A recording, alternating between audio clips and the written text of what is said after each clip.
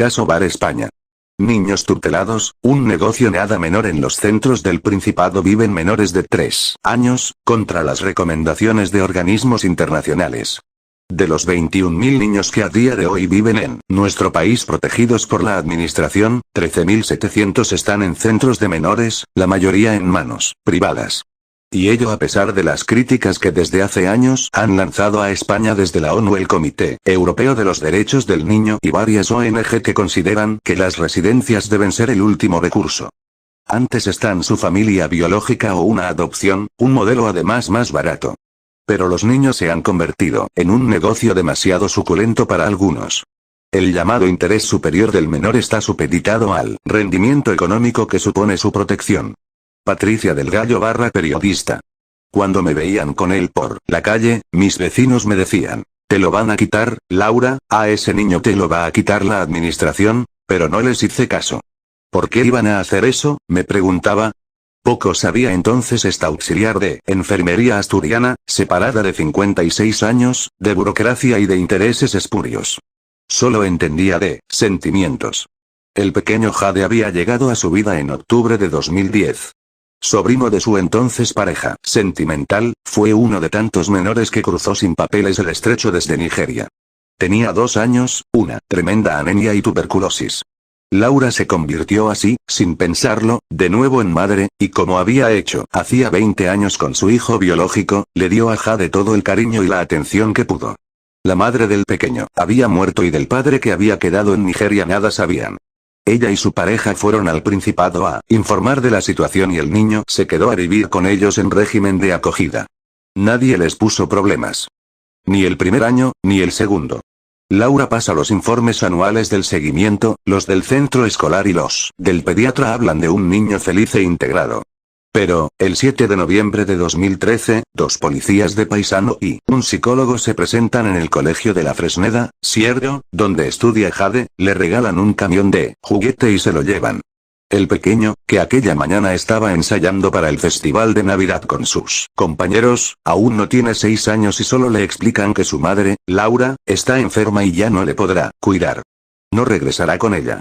Las escasas visitas que le permiten tener se van reduciendo, según los psicólogos, porque no son buenas para el niño. Laura llora cuando le ve y el pequeño también.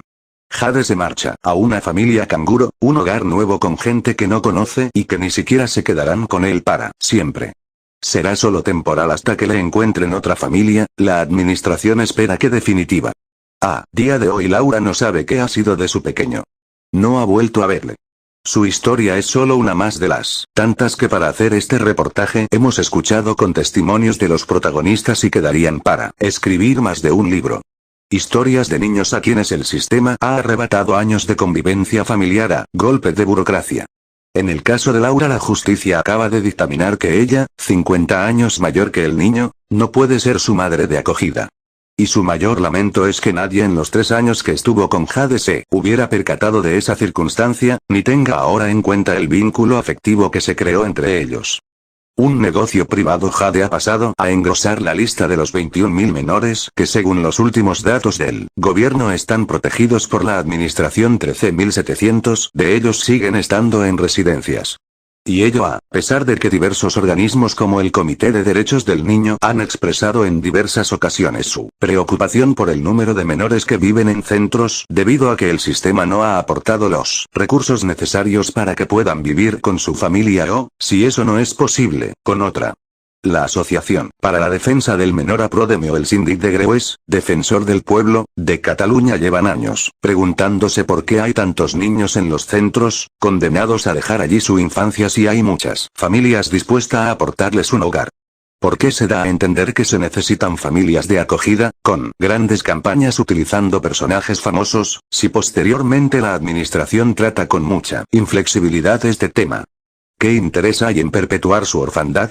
Tienen su propia respuesta: el negocio en el que se han convertido los menores.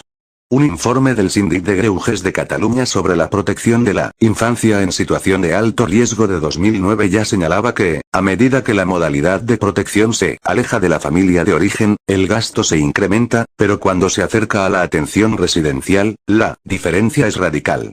Según los datos de 2013, los últimos actualizados, la inversión anual en familia extensa, abuelos, tíos, es de 4.436 euros por niño, mientras que en familia ajena, canguro o acogida, es de 5.774 euros.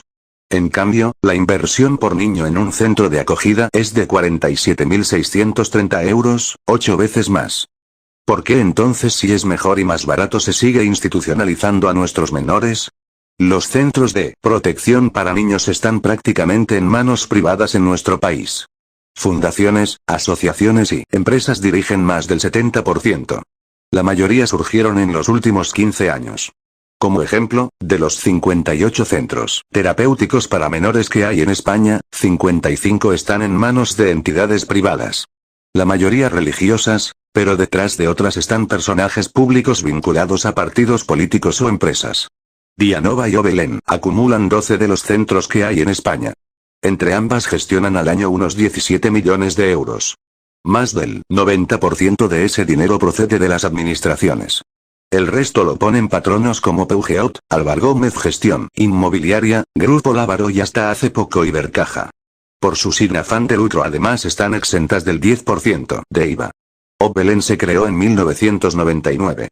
Entre sus fundadores están Manuel Ureña, arzobispo emérito de Zaragoza, Manuel Pizarro, expresidente de Endesa y diputado del Partido Popular, Javier Herrero, consejero delegado de Iberdrola, José Morales, subdirector territorial para Madrid de Ibercaja, y Emilio Pinto, ex portavoz popular en Guadalajara. Algunas de estas personalidades, asegura el presidente de Aprodeme, Francisco Cárdenas, figuran en más de una entidad, con lo que, al final, unas pocas equiparan la mayor parte del pastel en que se ha convertido la protección a la infancia. Y lo hacen a pesar de las críticas. Obelén sale a la luz en 2006, cuando varios trabajadores del Centro Casa Joven de Azuqueca de Henares son despedidos de forma improcedente, tras poner en conocimiento de la Junta de Castilla-La Mancha los malos tratos cometidos allí. Un año más tarde, otro trabajador de otro centro denuncia ante el defensor del pueblo las violaciones de los derechos humanos de las que fuera testigo. En 2009 son otros 3 trabajadores de Picón de Jarama quienes se deciden a dar testimonio de su experiencia. Durante todo este tiempo, decenas de trabajadores se dan de baja voluntaria de otros centros en los que se han quitado la vida en los últimos años varios jóvenes. Laura Ayongo con una fotografía de Jade, el pequeño al que cuidó durante 3 años. Otro ejemplo es la Fundación Grupo Norte, ligada al grupo empresarial del mismo nombre, que gestiona actualmente 4 centros de menores en Madrid. El grupo, con cerca de 4.000 empleados, posee una red de empresas de limpieza, seguridad, trabajo social y hasta telemarketing. También fue denunciada en 2002 por malos tratos a los menores en uno de sus centros. El presidente del holding y de la fundación, José Rolando Álvarez Balbuena, es además consejero de MAPFRE, Mutualidad y presidente de la Junta Asesora de FREMAP. Amprodeza lleva desde hace años denunciando además la nula supervisión que la administración hace de estas entidades. No hay auditorías externas. Que esto es un negocio lo demuestra el patrimonio que tienen la mayoría de ellas.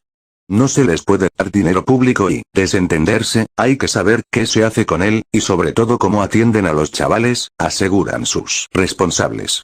Desde APRODE me piden con insistencia controles de calidad en estos organismos, cifras y datos. Pero ni con la ley de transparencia ha sido posible. Hay un oscurantismo total, nadie dice de cuánto dinero son los convenios que firman.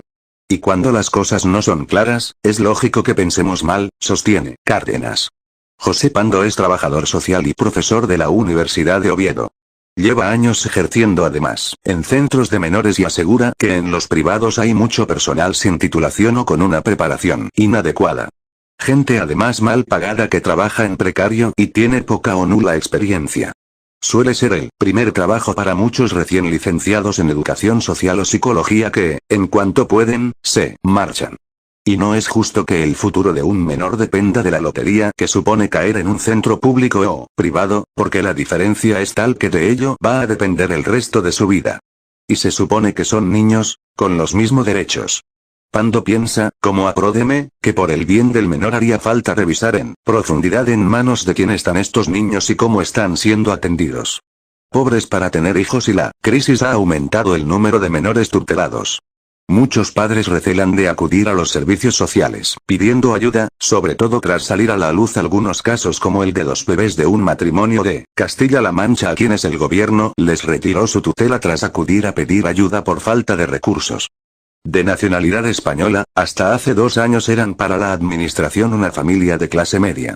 Ahora, forman parte de la cada vez más abultada lista de expedientes de desamparo.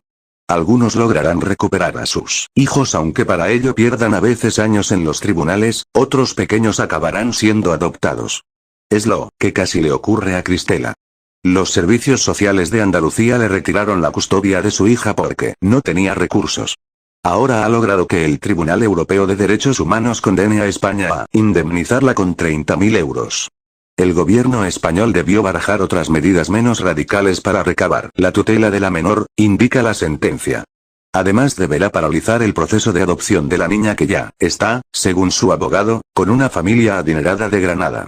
El letrado Teodoro Barona sentencia que podrían estar produciéndose en nuestro país adopciones encubiertas detrás de muchos expedientes de desamparo. Desde Aprodeme su presidente asegura que está aconsejando desgraciadamente a muchos padres que no acudan a los servicios sociales a pedir ayuda, salvo que lo hagan con un buen abogado. No son hijos maltratados, ni víctimas de abusos, asegura Francisco Cárdenas, sin embargo son arrancados de sus hogares.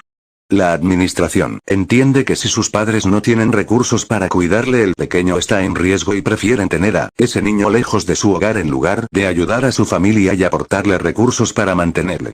Ha sido el conocimiento de continuas anomalías en los servicios de protección de menores, vividas en primera persona, lo que ha llevado a muchas familias de toda España a asociarse para denunciar las situaciones que se están viviendo y el daño que están haciendo a los niños. De ahí surgen Aprodeme y Amprodeza. Pero también surge el colectivo Tortuga, Identidad para ellos y no a Belén. Denuncian desde hace tiempo la falta de sensibilidad, sentido común e incluso preparación del equipo de técnicos de muchas consejerías de bienestar, que trabajan con menores. En sus webs son decenas los casos, testimonios en primera persona de niños que se han visto privados, por decisiones administrativas, del cariño de sus familias. Como ejemplo ponen el modo en que los servicios sociales se hacen cargo de los pequeños. A Luis, dice el testimonio de sus vecinos, lo recogieron los policías en la parada del autobús, cruzaron el coche delante del padre, como si de un delincuente se tratara, hicieron bajar al niño y se lo llevaron delante de sus compañeros a un centro de menores. Una actuación, denuncia Apromede, digna del terrorista más buscado.